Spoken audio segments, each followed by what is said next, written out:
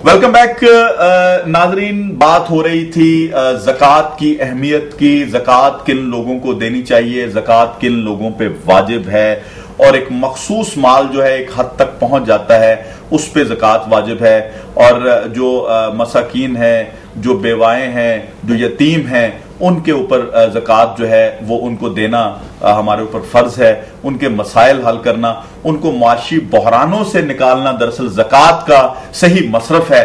बात हम कर रहे हैं, लेकिन मैंने सवाल उठाया था कि ये जो मैसेजेस आते हैं हमारे मोबाइल फोन्स पे, सेल फोन्स पे, कि जी अगर इस नंबर पे आप 5 रुपए अगर आप मैसेज करेंगे तो 5 रुपए कटौती हो जाएगी ज़कात की और फलां इदारे को चले जाएगी, ये किस हद तक जायज है। और साथ में ये भी दोनों उलमा से पूछूंगा, मजहबी स्कॉलर से पूछूंगा कि जी ये जो हमारा जो इस वक्त का पाकिस्तान का बैंकिंग का निज़ाम है वो किस हद तक शरई है या नहीं है। जी, उसमें हम बात कर रहे थे वक्फे से पहले कि ये जो मोबाइल पे आते हैं इससे ज़कात अदा नहीं होती।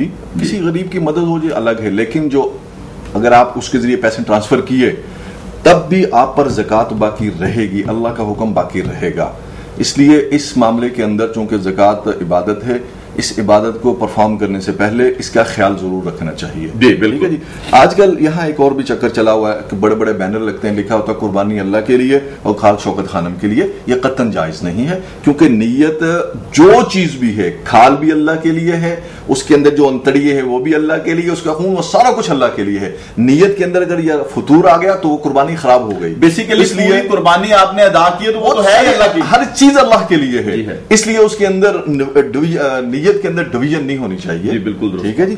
और एक चीज की तरफ हम जाएंगे, आपने बैंकिंग की बात की है, मेरा थोड़ा सा हार्ड इसके अंदर मौकफ है और बहुत सारे उलमा का भी है, बहुत बड़े मकतब हजरात का भी है कि थ्रू बैंक ज़कात अदा नहीं होती, ना उसके जरिए कटती है, क्योंकि हमारा बैंकिंग का निज़ाम वो इस्लामिक नहीं है, सूद पर बेस्ड है, लिहाजा उसके लिए ज़कात नहीं कटती, बल्कि ज़कात जो है वो अपने हाथों से अपने लोगों को देनी चाहिए। कुरान मजीद के अंदर अल्लाह ने सूरह तौबा के अंदर खुद फरमाया 8 ज़कात स्पेंडिंग प्लेसेस हैं, 8 मसारफ़े ज़कात हैं, 8 जगह हैं जहां ज़कात देनी चाहिए। सूरह तौबा की आयत है, आयत नंबर 60, इन्नमस सदक़ातु लिल फुक़रा वल मसाकीन वल आमिलीन अलैहा वल मुअल्लफ़ति क़ुलूबुहुम व फिर रिक़ाब वल गारिमीन व फ़ी सबीलिल्लाहि व इब्निस सबील। ये 8 लोग हैं कि सदक़ात दिए जाएंगे किनको?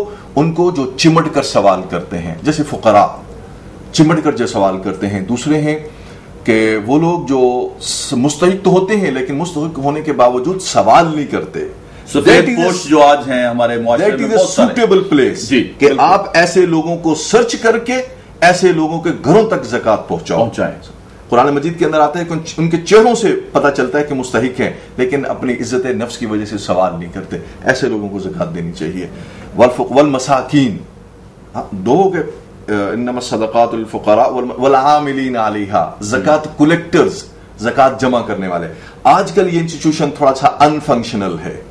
पहले होता था कि हर सूबे का जो आमिल गवर्नर होता था वो ज़कात जमा करने के लिए इलाके के अंदर अपना एक नुमाइंदा भेजता, उसे कहते हैं ज़कात जमा करने वाला।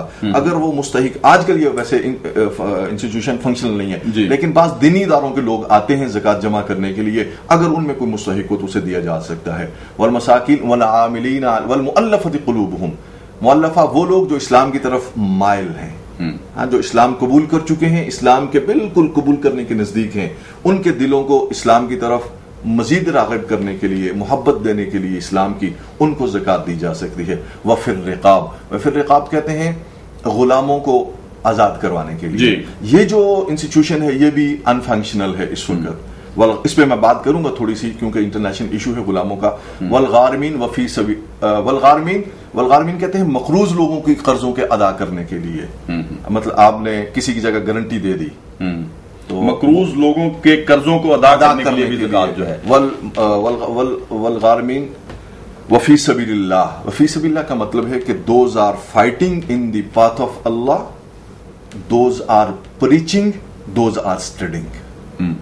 पढ़ने वाले तलबा दीनी मदारिस के हों या स्कूल और कॉलेजेस के, दीनी और दुनियावी तालीम जो भी है दोनों की। लेकिन यहाँ एक बात ऐड करना जरूरी है कि हमारे यहाँ जो स्कूल और कॉलेजेस के बच्चे हैं उनके लिए बहुत सारे हुकूमती इकदामात होते हैं जी, इसलिए लेकिन मदरसे के लोगों के लिए कम होते हैं। वो बेचारे बड़े दूर दराज इलाकों से आते हैं, फिर गरीब लोग जो होते हैं वो दीन की तरफ माइल होते हैं।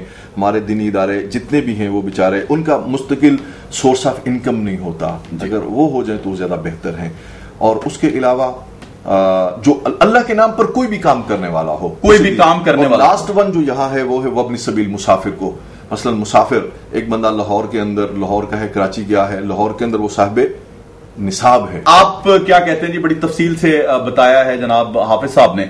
एक तो आप यहाँ बयान कर दें कि ये जो ज़कात है, मैं थोड़ा सा शामिल करना चाहूंगा कि गैर मुस्लिम, चाहे गरीब हो, चाहे मस्कीन हो, चाहे यतीम हो, क्या उनको भी ज़कात दी जा सकती है?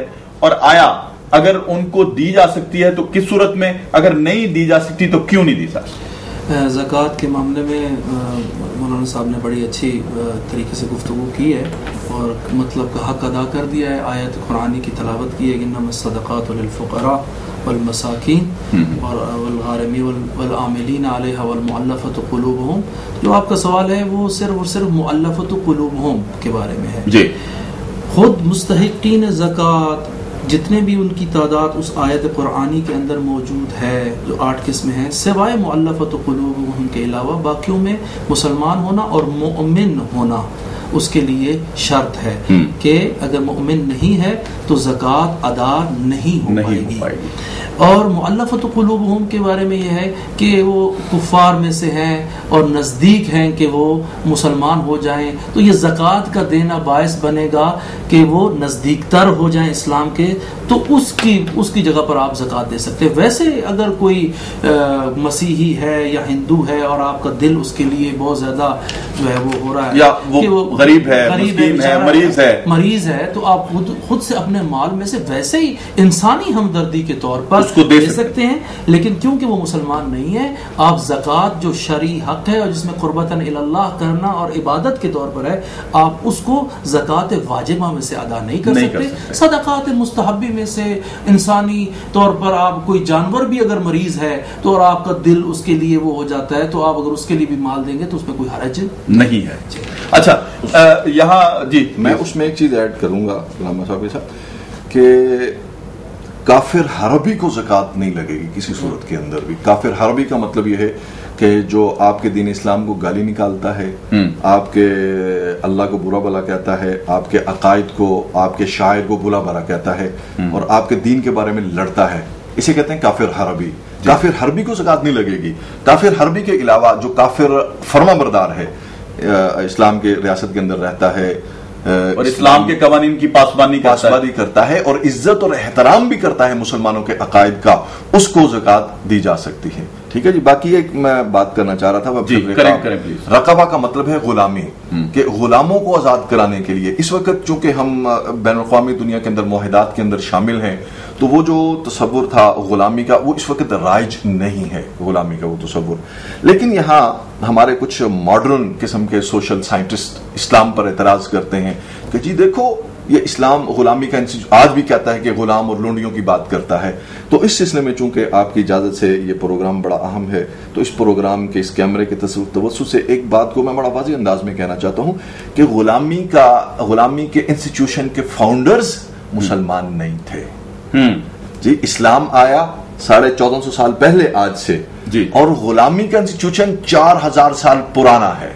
आज भी मूवी चलती है कि यूरोपियन अकवाम ने साउथ अफ्रीका और अफ्रीका से इंसानों के भरे हुए, काले इंसानों के भरे हुए बहरी जहाज लाते और यूरोप के अंदर मंडियां लगा करती थी गुलामों की लाइक जानवरों जैसे। हमारे यहाँ बकरे ईद के मौके पर मंडियां लगती हैं, दूर दूर से लोग माल लाते हैं कि लाहौर की बड़ी मंडी है जनाब, यहाँ देखते हैं जानवर। इसी तरह इंसानों की मंडियां, काले इंसानों की मंडियां वो लगा करती थी यूरोप के अंदर।